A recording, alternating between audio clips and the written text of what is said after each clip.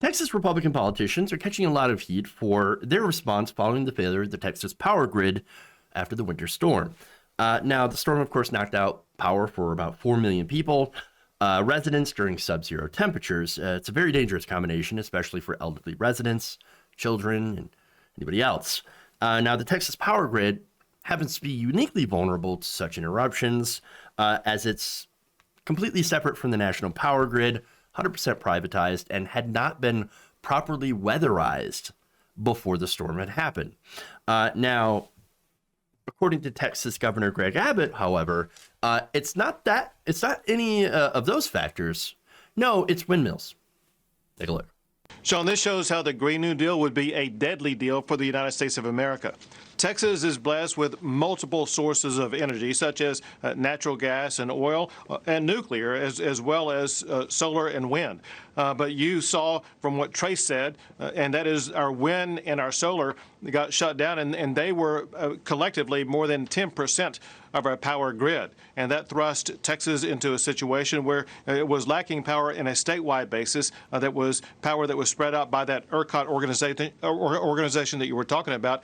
As a result, it just shows that fossil fuel is necessary for the state of Texas as well as other states to make sure that we will be able to heat our homes in the wintertime and cool our homes in the summertime. So, okay, wait. So you hear that?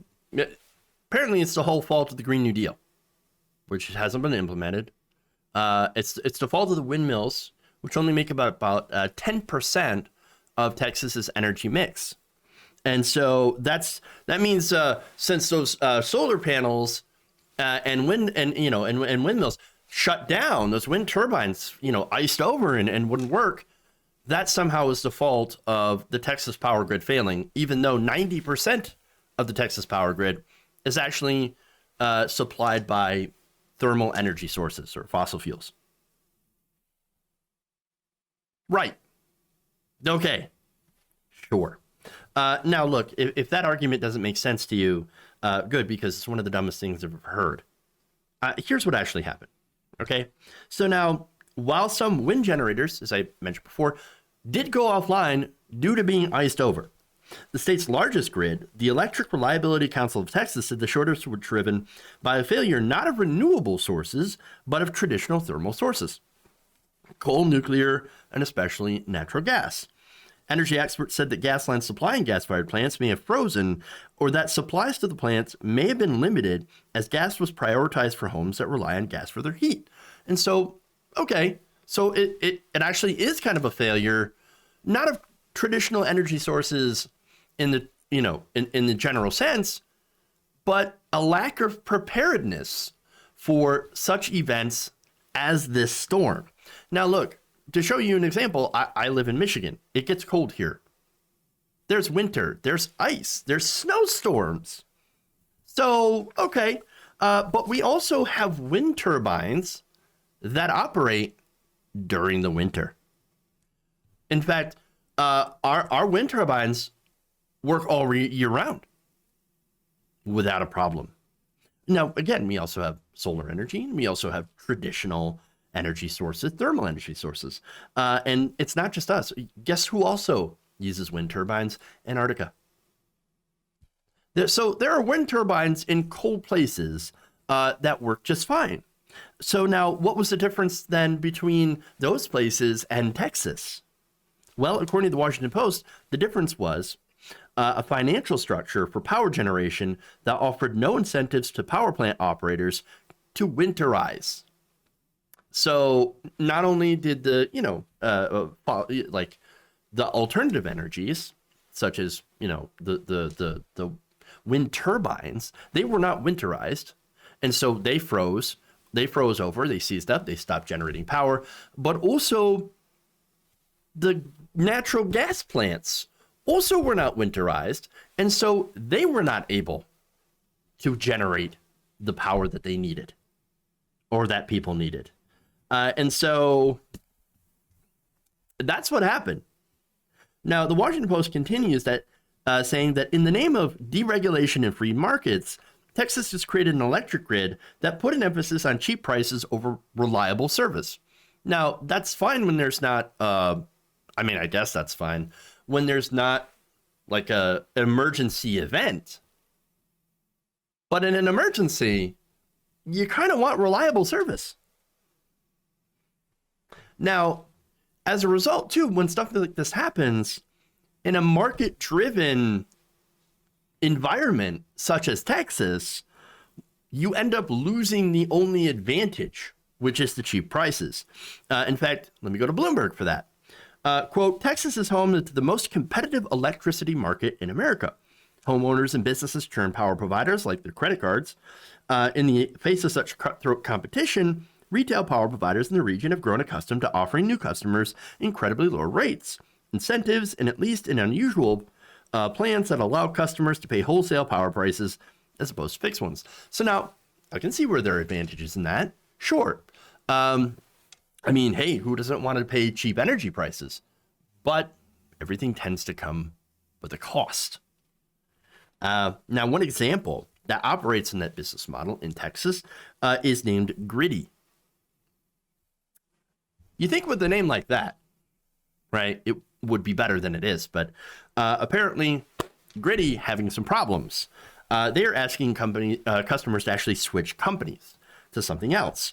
In fact, according to that article, the ruthless nature of the business has caught power traders speculating over which firms may have been caught short this week in the most dramatic run-up in spot power prices that they've ever seen. Now, remember, they allow these, you know, the stock traders to do speculative trades on energy. And so as a result, Griddy has had to tell all of its 29,000 customers that they should switch to another provider as spot electricity prices soared as high to $9,000 a megawatt hour.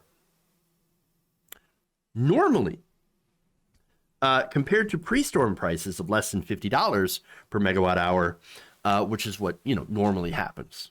Okay. Now, Griddy's customers are fully exposed to the real-time swings in wholesale power markets, so those who don't leave soon will face extraordinarily high electric bills. So now here's what the company said about that.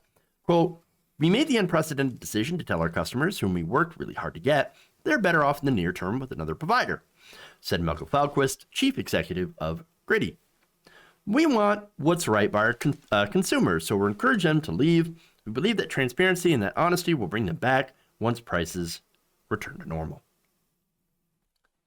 So, yeah, look, I don't know what Abbott is talking about. He's clearly lying.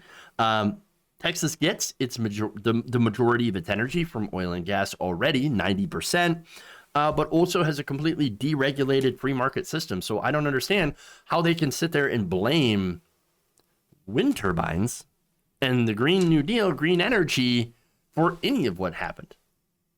It's just simply BS. Had they, again, it's almost as if this entire situation, this, you know, or this everybody involved failed. And I mean the people in power, the government of Texas politicians have failed, and now they're just making things up to, you know, pass the buck. I mean, the state has made some very bad choices.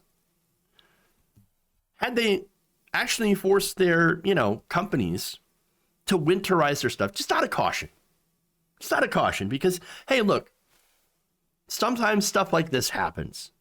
If they had done that, a lot of the interruptions and price spikes could have been possibly avoided.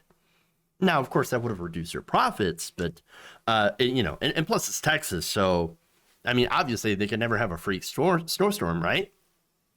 Right? Oh, yeah. Right. And now, unfortunately, you have the people in Texas paying for the politicians' stupid mistakes. It really seems to be more of a failure of deregulation and free markets. It turns out the government is kind of necessary in emergencies. You do need to have some rules to protect consumers. I know it's a strange thought. You know, the idea of pooling resources to be able to help each other in times of strife. It's not something, it's not really a new concept, but it's as old as time. And so, I don't know, maybe we should do that. You should try that. And it turns out that government is a pretty effective vehicle in making sure that happens. If you enjoyed this video, please give us a like and share with your friends. You can subscribe and help out the channel by becoming a patron. It's patreon.com/Jeff Waldorf, or you can become a channel member as well by hitting the join button below.